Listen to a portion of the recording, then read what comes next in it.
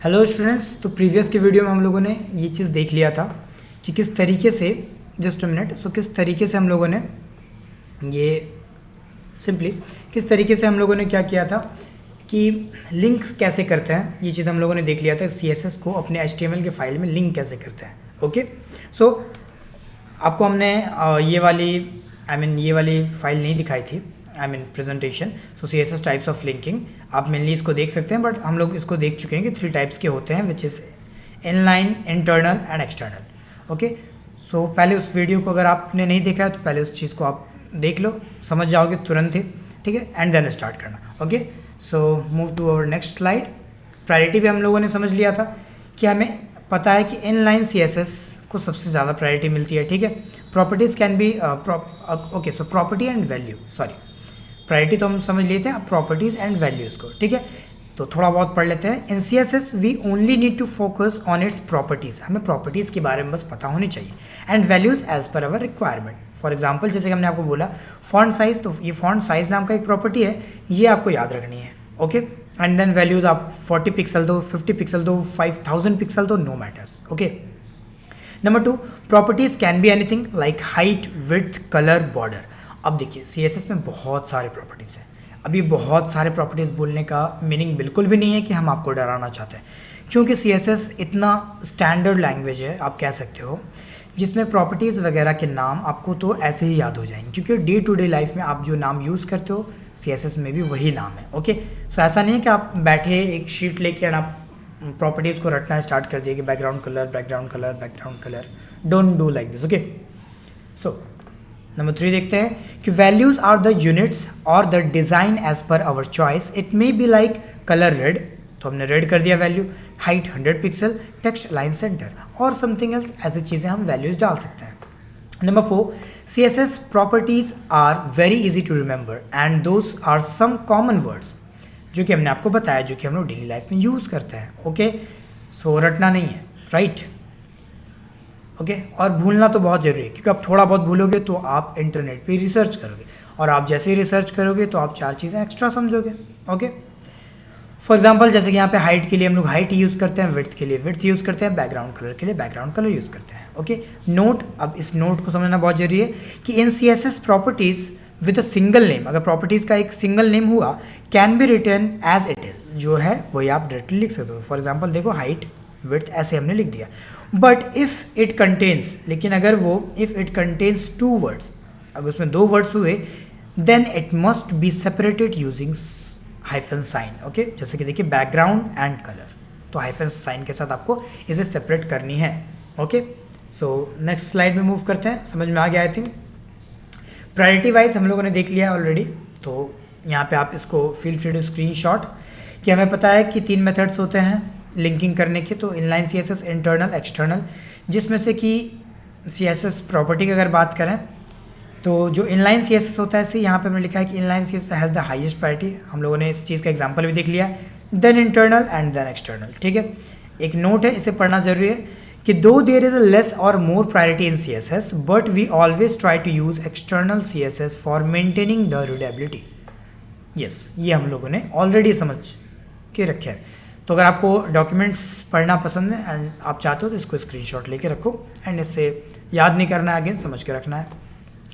सो हमारा पहला टॉपिक अब आता है, जो कि हमने आपको बताया ही था कि मुझे 4 चीज़ें करनी होती हैं। सिलेक्शंस को समझना है, alignment, positioning, responsiveness and bonus के लिए एनिमेशन। फिलहाल के लिए उसको हम साइड में रखते हैं, बट बाद में उस साइड वाले को भी यूज़ करेंगे। ओके, सो CSS में सिलेक्शन को आप समझते हैं। सिलेक्शंस क्या होती है? तो सिलेक्शन सिंपली आपको CSS के थ्रू HTML के एलिमेंट्स को कैसे सेलेक्ट करते हैं, ये पहले अच्छे से आना चाहिए। सो CSS selection is a very first step towards knowing CSS really. ठीक है, पहला स्टेप यही होता है। लाइक इन वर्ड, अगर आप MS वर्ड खोलते हो, we must need to select anything. किसी चीज़ को हम लोग क्या करते हैं, ऐसे करके फिर कर्सर ले जाके उसको सेलेक्ट करते हैं ना, फिर क्या करते हैं, उसका साइज वाइज कलर चेंज करते हैं। ठीक है, then only we can edit it, and it also similar in CSS selection. Okay, let's see how to select an element in CSS। Suppose we have an element, जैसे H1 नाम का अगर ये पूरा एलिमेंट है, इसको कैसे सेलेक्ट करेंगे? तो सिंपली वहाँ जाएंगे एक्सटर्नल फाइल में, क्योंकि हम एक्सटर्नल CSS ज़्यादा यूज़ कर रहे हैं, मतलब वही यूज़ करेंगे। तो तब के लिए क्या कर सकते हैं हम, H1 को सिंपली ऐसा सेलेक्ट करना है आपको, टैग नेम डायरेक्टली। अगेन आपको याद रखना है कि टैग नेम है तो इसका मतलब ये नहीं कि आप इसको तो सीधा लिखना होता है, राइट, यहाँ लिखते हैं। तो अगेन इसको आप ऐसे करके सेलेक्ट नहीं करोगे, H1 हमने सेलेक्ट किया, सिंपली आपको H1 लिखना है। ओके, तो आसानी हो गया ना। So colour red in our external file, as we can see that it has a tag selector named as H1। So हमारा रिजल्ट कैसा दिखेगा, कुछ ऐसा दिखेगा, क्योंकि हमने बोला ही था कलर रेड। ओके, यहाँ पे एक नोट करने वाली बात यह है कि no matter how many HTML element you have written in the CSS, ये मैटर नहीं करता है कि आपने HTML एलिमेंट में कितने सारे एलिमेंट्स लिखा है। आपने सपोज मान लो कि 100 या फिर 100 H1 टैग्स आपने यूज़ किए हैं, तो ऐसा नहीं किया 100 बार आपको H1 टैग को सेलेक्ट करना, आपने एक बार H1 टैग को इस सेलेक्टर के टैग सेलेक्टर के थ्रू एक बार सेलेक्ट किया, सारे H1 के साथ सेम स्टाइल हो जाएगा। ओके, तो पहले इस चीज़ को देखते हैं, अपने कोड एडिटर में आते हैं। सो हमारे पास H1 है, हमारे पास हमारा एक्सटर्नल फाइल ऑलरेडी लिंक है सी एंड style.cs में हमने बैकग्राउंड कलर भी डिफाइन कर रखा है, तो बैकग्राउंड कलर ये आ गया। अब ऐसा मान लीजिए, चलिए थोड़ा बैकग्राउंड कलर अजीब लग रहा है तो इसको हम थोड़ा सा करते हैं, हम वाइट W येलो एंड इसे वाइट ना करके मेक इट रेड, येलो में रेड थोड़ा अच्छा लगता है और इतना डिज़ाइन आता है हमें। ओके, सो अगर ऐसे H1 बहुत सारे रहे तो सी हमने इतने सारे H1s डाल दिए और अभी डाल ही रहे, सिंपली सेव कीजिए, जितने भी H1s आपको दिखेंगे सब एज इट इज़। ठीक है, मिल गया हमें, मिल गया जवाब। तो अभी हम उतने यूज़ ना करके थोड़े से कम यूज़ करेंगे। ओके, सो इस तरीके से आप किसी को भी सिलेक्ट कर सकते हो। सपोज अगर आप tag name by tag name, अगर आपके पास P टैग है, ठीक है, जिसमें हम थोड़े बहुत टेक्स्ट लिखते हैं 100 वर्ड्स के, ठीक है, ज़्यादा ही बड़े हो गए कोई बात नहीं। तो अभी फ़िलहाल P बाय डिफ़ॉल्ट ऐसा दिखेगा, बट अब अगर मुझे P को सिलेक्ट करना है, सिंपली क्या कर सकते हैं हम, .p आई मीन सिर्फ P टैग नेम डालिए एंड हम मुझे फॉन्ट साइज़ को एकदम ब्लंडर कर देना है, बहुत बड़ा कर देना है। सो 50 पिक्सल्स, आई नो कि बहुत वाहियात दिखेगा, नहीं अच्छा ही लग रहा है थोड़ा बहुत। ओके, कलर चेंज करना है, so just go to your code and colour should be green. See सारे कलर्स ग्रीन हो गए, सारे को सेंटर में लाना है, तो सिंपली टेक्स्ट को अलाइन कीजिए, कहाँ, तो सेंटर में, मिल गया सेंटर। ओके, दैट्स इट, ऐसी चीज़ें हम कर सकते हैं। बट अब टैग नेम के थ्रू सेलेक्ट करने से एक प्रॉब्लम ये आ जाता है कि थ्रू आउट आपके वेबसाइट जब आप बनाओगे तो बहुत सारे H1 आप यूज़ करोगे, बहुत सारे P टैग यूज़ करोगे एंड आप हमेशा चाहोगे कि मेरा ये वाला H1 एंड मेरा ये वाला P का थोड़ा साइज़, थोड़ा कलर, थोड़ी ये सारी चीज़ें अलग अलग होंगी, तभी तो आप उसको अच्छे से स्टाइल करोगे। नहीं तो अगर आप डायरेक्टली टैग को ही सिलेक्ट कर लेते हो अगर आप डायरेक्टली टैग को सिलेक्ट कर लेते हो तो टैग को सिलेक्ट करने के बाद सबसे बड़ी प्रॉब्लम ये आ जाएगी कि आप जितने भी H1 यूज़ करोगे सबके साथ सेम स्टाइल हो जाएगा, जो कि हमें नहीं चाहिए। ओके, तो अगेन हमारे दूसरे स्लाइड में चलते हैं, देखते हैं यहाँ पे क्या लिखा हुआ है पार्ट 2 में। ओके, सो पार्ट 2 में हम आ गए एंड सिंपली CSS सिलेक्शन का पार्ट 2 है ये हमारा। फिर से पढ़ते हैं थोड़ा बहुत। हम पढ़ते इसलिए हैं ताकि आपको भी थोड़े बहुत डॉक्यूमेंट्स पढ़ने की आदत डाल लो, प्लीज़ डाल लो, क्योंकि डॉक्यूमेंट्स सारी चीज़ें वीडियोस से कवर नहीं की जाती हैं। आपको डॉक्यूमेंट्स पढ़ने की आदत डालनी चाहिए, डॉक्यूमेंट्स आपको और भी चीज़ें इन डेप्थ समझ में आती हैं। Okay, so CSS selection can be confusing when you have same types of element. जैसे कि हमने आपको बताया, अगर सेम टाइप के एलिमेंट हुआ तो कंफ्यूजिंग हो जाएगा। आपने एक H1 को आपने चाहा स्टाइल करना, बट जितने भी H1 थे आपके वेबसाइट्स में सारे के सारे स्टाइल हो गए, तो ये हम लोग नहीं कर सकते हैं। Okay, at that time we can think about inline CSS। उस वक्त हम लोग इनलाइन CSS आप सोच सकते हो, क्योंकि आप अगर इनलाइन CSS करते हो तो आप कह सकते हो ना कि हम एक H1 को इनलाइन CSS में बैकग्राउंड कलर अलग दिए, दूसरे H1 को इनलाइन में CSS अलग दिया, सोच सकते हो। But again what about our code readability? Obviously अगर आप फिर से इनलाइन CSS ही देना स्टार्ट कर दिए तो आपका कोड का रीडेबिलिटी की धज्जियाँ उड़ जाएंगी, वो अच्छी नहीं लगेंगी। Okay, so to encounter this problem, इस प्रॉब्लम से ओवरकम करने के लिए we have 2 attributes in HTML। एक होता है क्लासेस एंड आईडीज। हमारे HTML में ही ये 2 एट्रीब्यूट्स हैं। अगेन देखिए, हम HTML को भी समझ ही रहे हैं, राइट। हमारे HTML में ये 2 एट्रीब्यूट्स हैं, क्लासेस एंड आईडीज नाम के, ठीक है, which help us to make our same element unique. Same elements को आप यूनिक बना सकते हो। अब क्लासेस भी सेम काम करेंगे और आईडी भी सेम काम करेंगे ऑब्वियसली, बट डिफरेंस है कुछ। Classes and IDs can be any name but never starts from a number. कोई भी नाम हो सकता है बट आप नंबर से स्टार्ट नहीं करते, ठीक है। एंड इफ आवर क्लास और आईडी कंटेन्स 2 वर्ड्स, अगर 2 वर्ड्स अगर उसमें हैं, ठीक है, तो आपको क्या करना है, दोनों वर्ड्स को या फिर हाइफन या फिर अंडरस्कोर के थ्रू सेपरेट करना है। अगर आप चाहते हो कुछ ऐसा लिखना कि मेरे क्लास का नाम है कि नैवबार लोगो, तो नैवबार अंडरस्कोर या फिर नैवबार हाइफन लोगो ही आपको लिखना है। और you can use camel case like this. Camel case क्या होता है, सिंपली कैमल केस ये होता है, सपोज मान लीजिए कैमल का हम्प है, तो ये आप स्टार्टिंग किए स्मॉल लेटर से कैमल और फिर बढ़ाओ के केस, इसे हम लोग कहते हैं कैमल केस। यानी आप स्टार्टिंग का छोटा एंड बीच में आने वाले कोई अगर न्यू वर्ड है तो उसको बड़ा कर देना है, दैट्स इट, ठीक है। अब क्लासेस और आईडीज में क्या डिफरेंस है? So classes can be of the same type but IDs must be unique. Classes आप बहुत सारे एलिमेंट को सेम क्लास दे सकते हो, बट आईडी भी बाय डिफ़ॉल्ट दे सकते हो क्योंकि HTML हमें एरर प्रोवाइड नहीं करता है। बट अगेन आपको थोड़े बहुत मतलब क्या कहते हैं नियम कानून भी फॉलो करने हैं, एंड आईडी आपको हमेशा यूनिक ही यूज़ करना है, बट क्लासेस आप लोग यूज़ कर सकते हो, ठीक है। ऐसा करते क्यों है? So every element can have access to the both attribute classes and IDs. कोई भी एलिमेंट के पास दोनों एट्रीब्यूट आप पास कर सकते हो, क्लासेस भी पास कर सकते हो, एट्रीब्यूट भी पास कर सकते हो, ठीक है। I mean classes and IDs भी पास कर सकते हो। Here same classes can be used to every element for giving them a same style, ठीक है। बहुत बार ऐसी नेसेसरी पड़ेगी कि मुझे बहुत सारे, मान लीजिए बहुत सारे आपको बॉक्सेस बनाने, तो आप चाहोगे कि बॉक्सेस का हाइट विड्थ सेम हो एंड एक बॉर्डर भी सेम हो, राइट, बट आप चाहोगे उसके अंदर में कलर्स डिफरेंट आने चाहिए। तो आप सबके लिए सबके ऊपर सेम क्लासेस यूज़ करो, जिसके थ्रू आप क्या कर सकते हो, सबको same height width and border दे सकते हो। एंड अगेन अगर उसके लिए आपको अलग अलग कलर करना है तो आप अगेन आईडी यूज़ करो और सबके लिए अलग अलग कलर डिफाइन कर दो। देखेंगे अभी जस्ट हम लोग कोड में, okay. Are also use in every element but use to give different style, okay. तो चलिए इस पार्ट को समझते हैं। तो हमने प्रीवियसली ये देख लिया है कि डायरेक्टली टैग नेम को सिलेक्ट हम नहीं कर सकते हैं। This one is a very bad practice, you should not do. तो अब H1 पे जाते हैं एंड हम चलिए 2-3 H1 को ले लिए हैं, ओके। एंड सिंपली हम यहाँ पे क्या कर सकते हैं, क्लास को पास कर सकते हैं। सो क्लास में भी हम इसको देते हैं कि हम टेक्स्ट, सिंपल, आप कोई भी नाम रख सकते हो, तो हमने भी कोई नाम रख दिया है। और चलिए इसको एक आईडी भी पास करना है मुझे for unique style. So ID T1, हमने बोला था स्टार्ट नंबर से नहीं होगा बट एंड हो सकता है, ओके। सो इसे सिलेक्ट करते हैं, सिंपली हमने इसे सिलेक्ट किया, सभी को यही पास कर दिया, ओके। नाउ अब हम H1 को सिलेक्ट नहीं करेंगे, अभी भी अगर हम H1 को सिलेक्ट किए हैं तो सबके साथ सेम स्टाइल हो जाएगा। ये P क्या कर रहा है, P तो है ही नहीं हमारे HTML में। अगेन अगर आप H1 सेलेक्ट करोगे तो क्लास आईडी को ये भूल ही जाएगा, ओके। सो मुझे क्लासेस यूज़ करना है। अगेन हमने आपको बताया था class for same styling, ID for different. तो आईडी चेंज करते हैं, T2 T3, ओके।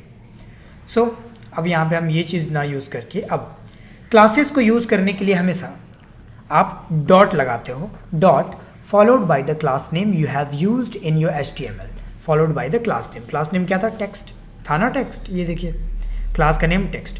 क्लास को सिलेक्ट करने के लिए हम लोग dot followed by the class name, ठीक है। एंड अगेन कर्ली ब्रेसेस में अपना स्टाइल।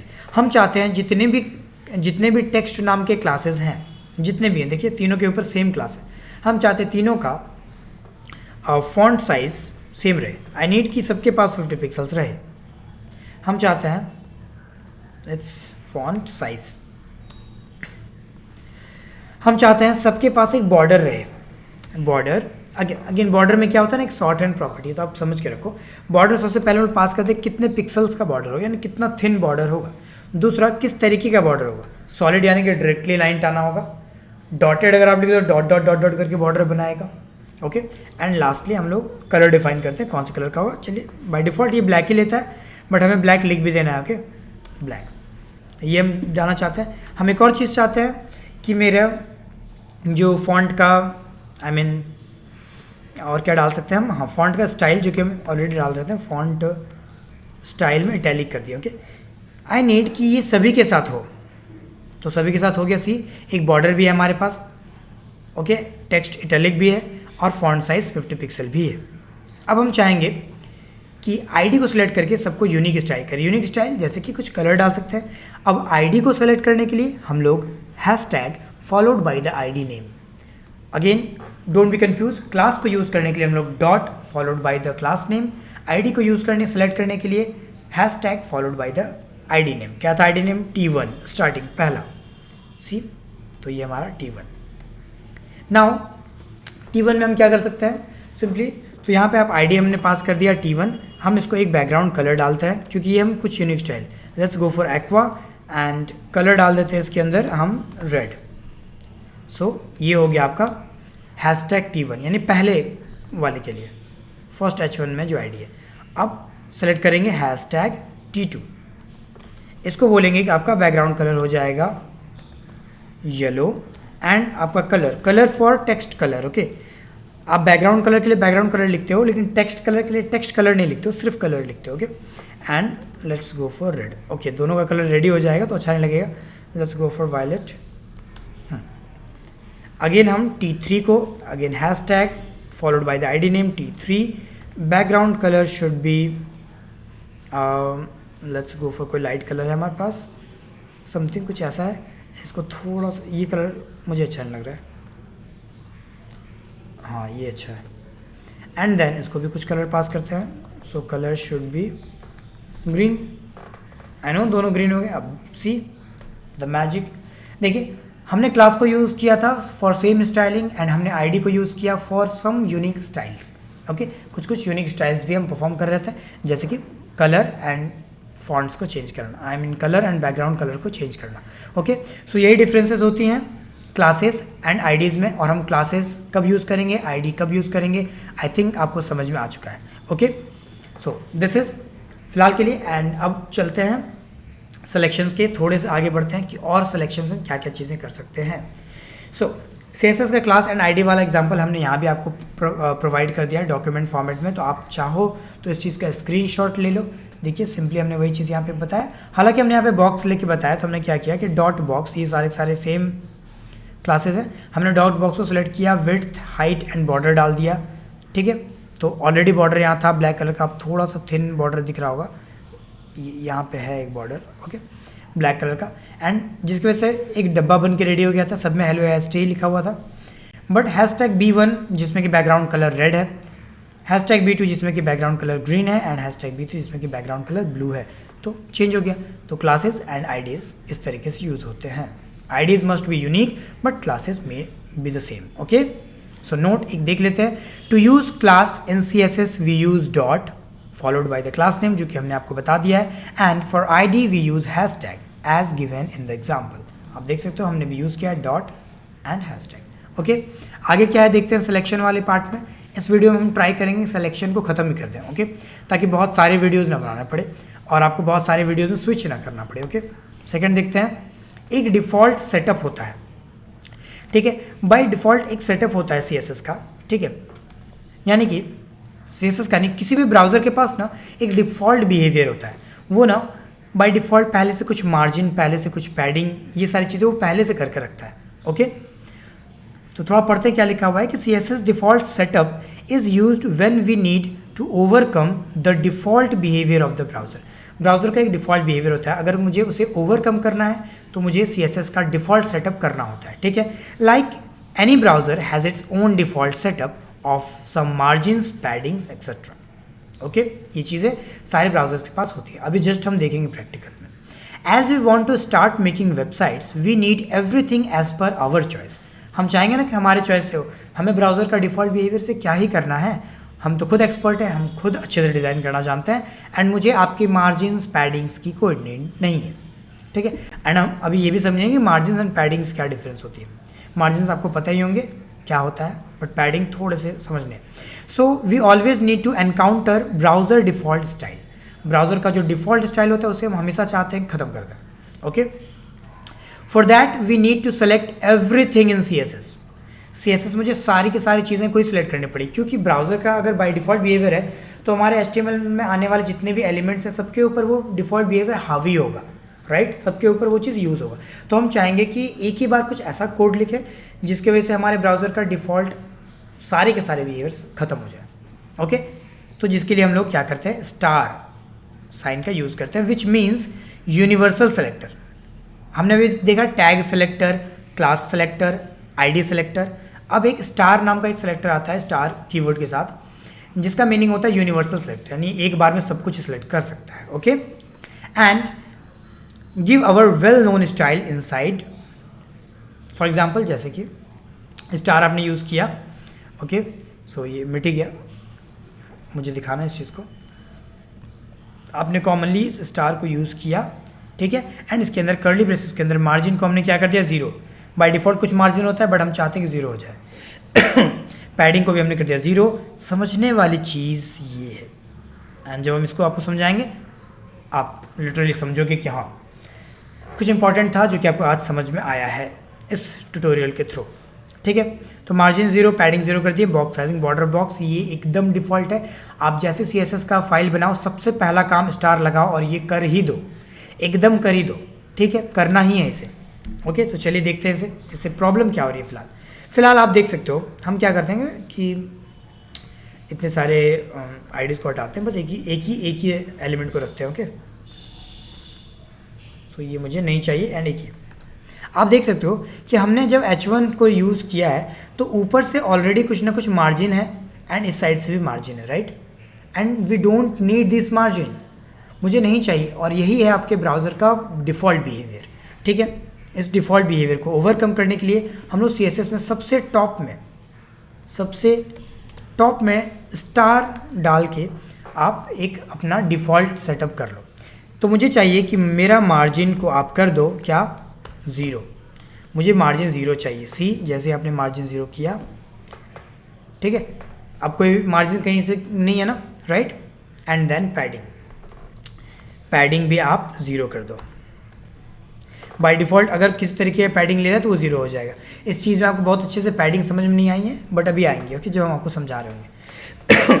तो बाय डिफ़ॉल्ट हमने क्या कर दिया, पैडिंग भी 0 करना है, क्योंकि बहुत सारी चीज़ों के साथ पैडिंग भी अप्लाई रहती हैं। And at the end box sizing, border box, ये भी करने से फिलहाल आपको समझ में नहीं आया कि हुआ क्या है, ठीक है, बट अभी आपको मार्जिन नहीं समझ में आया। बट मुझे ये तीनों प्रॉपर्टीज़ याद रखनी है कि मुझे CSS का जैसे फाइल बनाए सबसे पहला काम यही करें। नो मैटर आप किसके लिए कोड करो, किस क्लाइंट के लिए कोड करो, किस कंपनी के लिए कोड करो, बट आपको स्टार्टिंग में ये चीज़ लिखनी ही होंगी। एंड अगर आप लोग थोड़े बहुत और भी किसी के अगर यूट्यूब ट्यूटोरियल्स देखते हो तो ये आपको टॉप में मिलेंगे ही मिलेंगे। ओके, फिलहाल के लिए हम इस बॉक्स साइजिंग बॉर्डर बॉक्स को यहाँ से हटा देते हैं, एंड ये स्टाइल्स को भी हटाते हैं। हम आपको कुछ यूनिक दिखाना चाहते हैं। हम क्या करते हैं, यहाँ पे एक डिव ले लेते हैं, div tag which is for division tag. एक डिव टैग ले लेते हैं, ठीक है। इस डिव टैग को हम एक क्लास देते हैं फिलहाल के लिए। अगर नहीं भी देते तो फिलहाल तो मेरे पास एक ही डिव है, तो डायरेक्ट टैग नेम के साथ हम सेलेक्ट कर सकते थे, बट एक गुड प्रैक्टिस रहेगा। इसको बॉक्स नाम देते हैं, इसको यहाँ सेलेक्ट करते हैं। तो अब हम बोलेंगे डॉट फॉलोड बाय द, आपको पता है डॉट यूज़ करना होता है। हम इसको हाइट देंगे 150 पिक्सल्स, विड्थ भी देंगे 150 पिक्सल्स,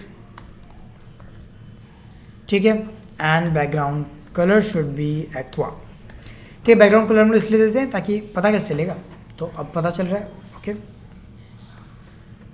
सो अब यहाँ पे हम लोग इसके अंदर कुछ लिख देते हैं, ठीक है, ऐसे, ठीक। अब आप ध्यान देना थोड़ा सा कि जैसे ही हम मार्जिन का मतलब क्या होता है पहले ये देख लो। अगर आप मार्जिन डालते हो तो मार्जिन अगर आप 50 पिक्सल का मार्जिन डाल दोगे तो सी आपका ये जो बॉक्स है वो चारों तरफ से 50 पिक्सल का मार्जिन लेके बैठा हुआ है। आपको अगर इसको देखना है तो इंस्पेक्ट कीजिए और इस वाले, इसको हटाइए, इस वाले में इंस्पेक्ट एलिमेंट, इस कर्सर में क्लिक कीजिए और इसके ऊपर जाइए। इसी आपको दिखा दिया ना ये ऑरेंज बॉक्सेस जो बन रहे थे ऊपर, ये इसके पूरे मार्जिन है, ठीक है। तो आप ऐसे करके चेक कर सकते हो किसके पास कितना मार्जिन है। तो इसके पास देखिए चारों तरफ से आपको कितना 50 पिक्सल्स का मार्जिन मिल गया, तो ये होता है हमारा मार्जिन, ठीक है। तो बाय डिफ़ॉल्ट ब्राउज़र के पास मार्जिन होता है जिसे हम लोग ऑलरेडी 0 कर दिए हैं, बट ऐसा नहीं कि आपने एक बार यूनिवर्सल सेलेक्टर में 0 लिख दिया तो आप कहीं भी मार्जिन यूज़ नहीं कर सकते हो। आप फील फ्री टू यूज़, आप यूज़ कर सकते हो। ओके, फिलहाल मुझे मार्जिन ना समझा के आप पैडिंग समझाते हैं, ठीक है। पैडिंग, अगर आप पैडिंग डाल देते हो 10 पिक्सल्स तो आप देखोगे कि पैडिंग का मतलब होता है जो अंदर, जो भी डिव के अंदर जो कंटेंट है उसको अंदर ही अंदर मार्जिन मिलता है एक तरीके से अपने ही कंटेनर से। तो इसे मिला ना, ये भी कोने में चिपका हुआ था, अभी थोड़ा सा साइड आ गया, तो चलिए करके देखते हैं फिर से, इसको हटा के देखते हैं फ़िलहाल के लिए कि आप एक बार चेंजेस को देख लो दोबारा। सी इस कोने में है, ठीक है। हम इन दोनों कोड को एक बार स्प्लिट करके दिखाते हैं आपको, एक इधर एंड एक इधर, ठीक है। सो अब हम यहाँ पे क्या करेंगे, पैडिंग डालेंगे। So padding not auto, padding 10 pixels, ठीक है। सी 10 पिक्सल्स का पैडिंग लग गया एंड ये कोना से इधर आ गया। आप अगर पैडिंग को बढ़ाएंगे 20 पिक्सल्स, आप देखो बॉक्स का साइज़ भी बड़ा हो रहा है, बॉक्स का साइज़ भी बड़ा हो रहा है, ठीक है। हालांकि मेरा कंटेनर का मतलब मेरे ब्राउज़र का भी साइज़ बड़ा था जिसे हमने छोटा कर दिया, बट फिर भी आप देखो अगर हम 50 करते तो सी बॉक्स का साइज़ बड़ा हो गया। इतना बड़ा तो मेरे पास बॉक्स ही नहीं था, मेरे पास बॉक्स तो बस height and width 150 pixel to 150 pixel का ही था, ठीक है। तो हम यहाँ पे अगर बहुत ज़्यादा कर दें तो देखिए और बड़ा हो गया, इतना बड़ा तो मेरे पास बॉक्स ही नहीं है, ठीक है। इसी चीज़ को हम ओवरकम करने के लिए कि ये कहीं इतना ज़्यादा बड़ा ना हो जाए, ठीक है। देखिए जब भी हम पैडिंग यूज़ कर रहे हैं तो मेरा बॉक्स भी पैडिंग को अलग से कैलकुलेट कर रहा है एंड उसी के मुताबिक ये बड़ा हो जा रहा है। ये मुझे नहीं चाहिए। अगर ये मुझे नहीं चाहिए तो इसीलिए हम लिखते हैं कि बॉक्स का जो साइजिंग होगा ना वो बॉर्डर बॉक्स करो। बॉर्डर बॉक्स का मीनिंग अगेन कि बॉक्स का पैडिंग या फिर बॉर्डर वगैरह डालने के बाद आप पैडिंग और बॉर्डर को अपने ही बॉक्स का जो साइज़ है उसी के अंदर एडजस्ट करो। सिर्फ पैडिंग और बॉर्डर को यूज़ करने के लिए आप अपने साइज़ यानी कंटेनर का साइज़ को बड़ा मत कर दो। अगेन आप सोच के देखो ना, आप पैडिंग आप यूज़ करोगे, आपको नीड पड़ेगी, बट अगर पैडिंग यूज़ करने की वजह से अगर आपका बॉक्स का साइज़ बड़ा हो जा रहा है तो ये तो प्रॉब्लम वाली बात है। फिर हम ये दे के क्यों रखें height and width, okay.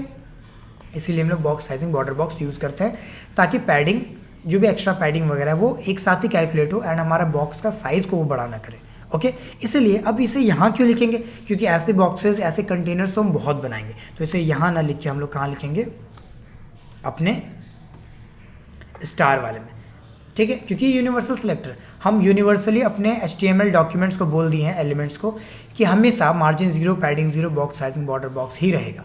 Later on हम सारी चीज़ें यूज़ कर सकते हैं अलग से, कोई दिक्कत नहीं है, बट डिफ़ॉल्ट बिहेवियर ऐसे हम अपने ब्राउज़र्स का ख़त्म कर सकते हैं, ओके। That's it.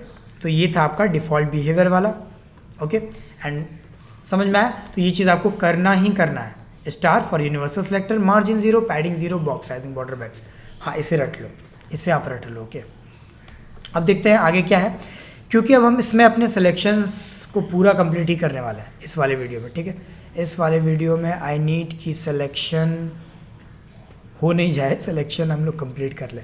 ये तो पूरा करने के बाद इसे ही नहीं बहुत सारी चीज़ें सीखने बाकी हैं, तब आपके किसी कंपनी में क्या होगा, सिलेक्शन होगा। कंपनी ऐसे बनेगा क्या, वाह मैंग फैंग कंपनी लग रही है, लीव जो भी है डिलीट ही कर देते हैं, ठीक है। सिलेक्शन आगे क्या है, सिलेक्शन में देखते हैं CSS nested selector type. Nested selector क्या होता है, आपको HTML में याद होगा कि हम लोग टैग को नेस्टिंग कर सकते हैं, यानी एक टैग के अंदर एक और टैग लिख सकते हैं, उसके अंदर एक और टैग को लिख सकते हैं एंड उसके अंदर एक और टैग को लिख सकते हैं। तो टैग के अंदर टैग है, उसके अंदर टैग है, तो उसे कैसे सेलेक्ट करेंगे, वहाँ तक कैसे पहुँचेंगे, ओके। चलिए इस डॉक्यूमेंट को एक बार पढ़ लेते हैं। CSS nested selector type. Number 1, CSS nested selector has 4 types. Let's explain one by one. 4 types होते हैं इसके पास। Number 1 जिसको हम लोग कहते हैं descendant selector. Descendant selector means the descendant selector matches all elements that are descendants of a specified element.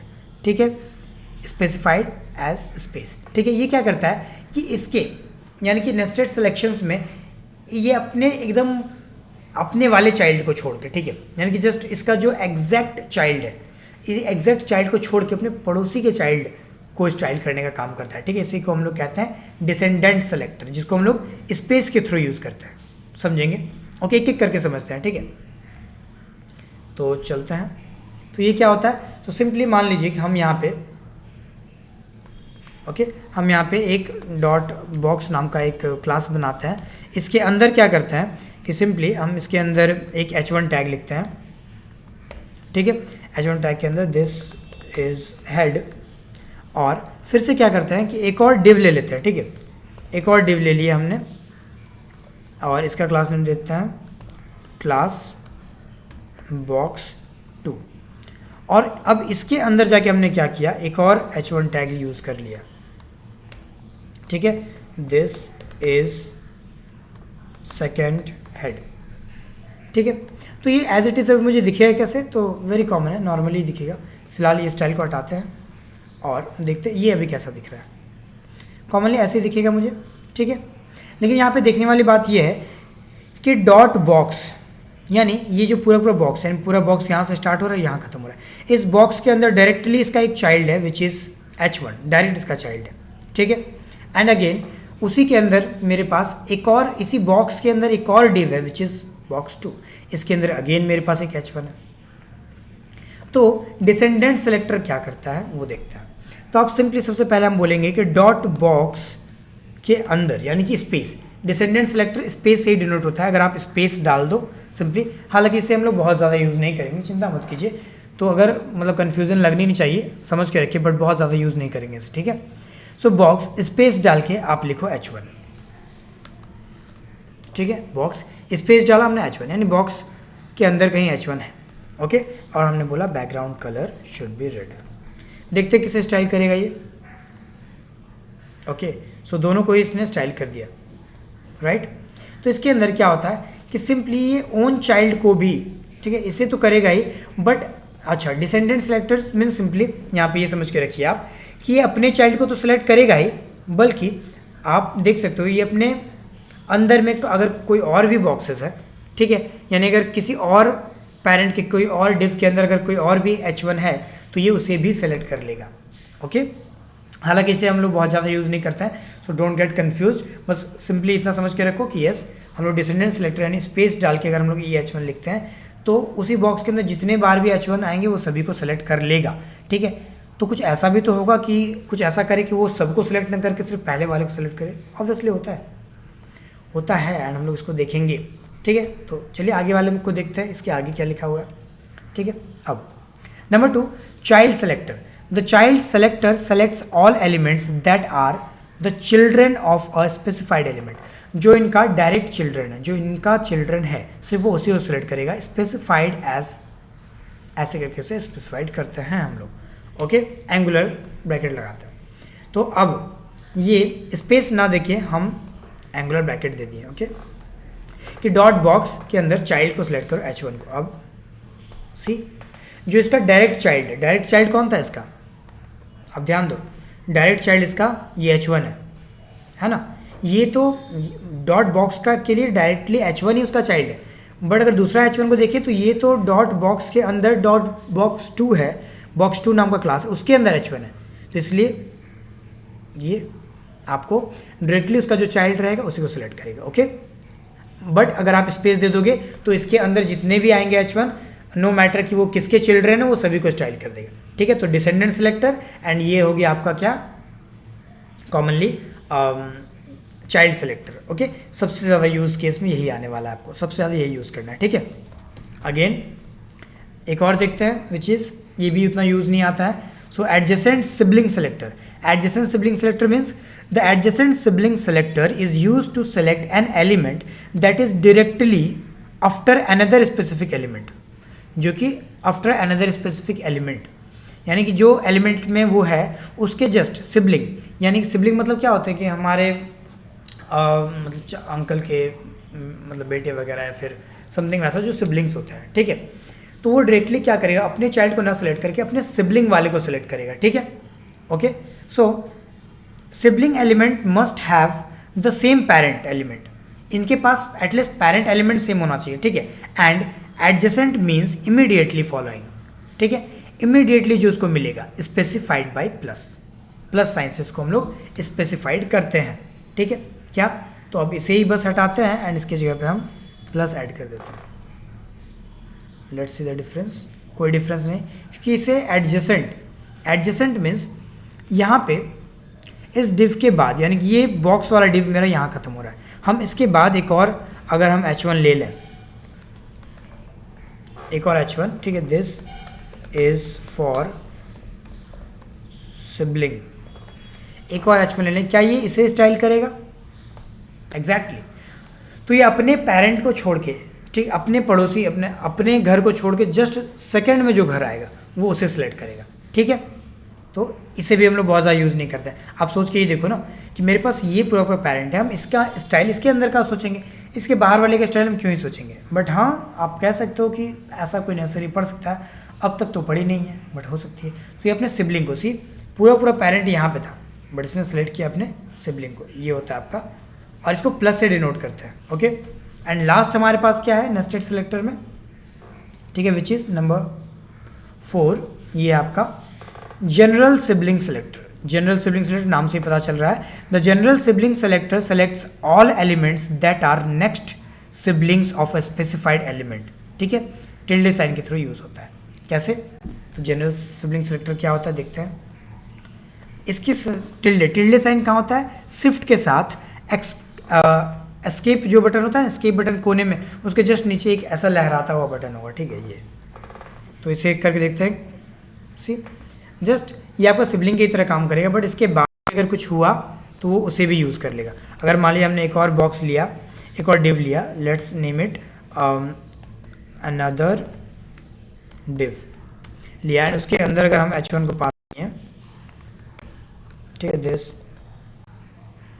Is head again, तो देखते क्या ये इसे सिलेक्ट करेगा? इसे नहीं। एग्जैक्टली सिलेक्शन का मतलब ये होता है, इसको आप ध्यान से एक बार देखो, general sibling selector the general sibling selector selects all elements that are next siblings, that are next siblings. अब ये नेक्स्ट सिबलिंग्स तो नहीं बना, क्योंकि ये h1 यानी कि ये चीज़ क्या हो गया आपका, किसी और पेरेंट के अंदर घुस गया, राइट, किसी और पेरेंट के अंदर घुस चुका है ये। ठीक है, तो उसको सेव किए, अब इसे दोनों सेलेक्ट करेगा। तो इसके बाद यानी जनरल सिबलिंग सेलेक्टर क्या होता है, उसके बाद जितनी भी अलग से h1 आएंगी, यानी जितने अलग से एलिमेंट्स आएंगे वो उसे सेलेक्ट करेगा। ठीक है, बट हम लोग सबसे ज़्यादा, हमने आपको बोला कि through out this course, not through out this course, ज़्यादातर आपको ये चाइल्ड सेलेक्टर ही यूज़ होता है, क्योंकि ये सबसे ज़्यादा समझने योग्य है। तो आप कह सकते हो बाकी सारे को अगर आप भूल जाओ, थोड़े बहुत बस याद रखो कि हाँ ऐसे होते हैं, at least descendant selector, adjacent sibling selector, general sibling selector, ऐसे होते हैं, बस ये याद रखो। But child selector most commonly used, बहुत ज़्यादा यूज होता है। ठीक है, एंड अगेन हमें ऐसा नहीं सोचना है कि हमें भीड़ से अलग होकर चलना है। ठीक है, क्योंकि डेवलपिंग फील्ड ऐसा होता है कि आपको भीड़ से अलग चल के कोई फ़ायदा नहीं, आपको थोड़ा बहुत भीड़ के साथ चलना है। बिकॉज अगेन आपके कोड को अगेन कोई डेवलपर पढ़ता है, तो उस डेवलपर एंड आप अगर सेम टू सेम कोड लिखोगे तभी तो वो भी रीड कर पाएगा, तभी तो सारे डेवलपर्स के लिए वो एक्सेसिबल हो पाएगा। ओके, ठीक है, so this is nested selector. इसके बारे में थोड़ी बहुत और चीज़ें आगे कुछ हैं क्या देखते हैं। ये एक मिनी प्रोजेक्ट आ गया, बट इसके पहले देखते हैं क्या है। सेलेक्टर हमारे यहाँ पे ख़त्म हो जाएगा, और भी कुछ सिलेक्शंस में हैं, बट फिलहाल के लिए हम इसको नेस्टेड सिलेक्शंस को हम लोग समझ चुके हैं। हम लोग यहाँ पे कह सकते हैं कि चलिए एक डॉट बॉक्स नाम का हमने एक डिव लिया, उसके अंदर हम क्या करते हैं कि यूएल नाम का एक डिव लेते हैं। यूएल के अंदर क्या करते हैं कि अनऑर्डर्ड लिस्ट, उसके अंदर एल लेते हैं, जिसमें लिखते हैं फर्स्ट में कुछ कोई भी टेक्स्ट, एंड ऐसे बहुत सारे टेक्स्ट लिख के छोड़ देते हैं। उसी टेक्स्ट में बीच में हम क्या करते हैं, किसी में के अंदर हम h1 भी यूज़ कर लेते हैं, कंट्रोल X कंट्रोल V। ठीक है, अब मुझे सिर्फ h1 को सिलेक्ट करना है। फिलहाल दिखता कैसे, ऐसा दिखेगा। मुझे सिर्फ इसे सिलेक्ट करना है, तो कैसे सिलेक्ट करेंगे? आप डायरेक्टली h1 लिख सकते हो, बट हमने आपको बोला था कि h1 आप डायरेक्टली टैग को सिलेक्ट नहीं कर सकते हो। तो कैसे बोलेंगे?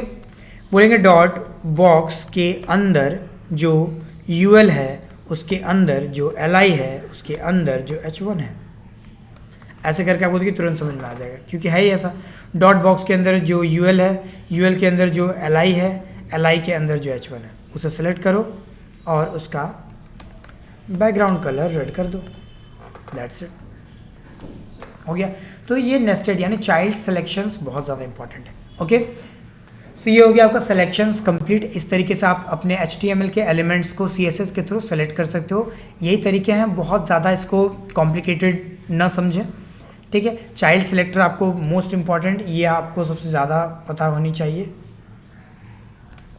इसे हम स्टार मार्क कर देते हैं। ठीक है, ये आपको पता होनी चाहिए। Okay, that's it.